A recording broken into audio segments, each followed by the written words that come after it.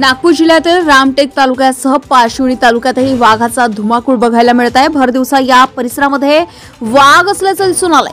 पारशिवनी तालुक्यातील सालई मोकासा या परिसरामध्ये गेल्या काही दिवसांअगोदर वाघानं गायची शिकार केली होती आणि त्यानंतर वाघ दररोज भर दिवसा याच परिसरामध्ये वावरत असल्याची चर्चा गावातील नागरिकांमध्ये होत आहे। कुठलाही अनुचित घटना घडू नये या उद्देशाने गट ग्रामपंचायत सालई मोकासा तर्फे दवंडी देऊन जनजागृती करण्यात आली आहे।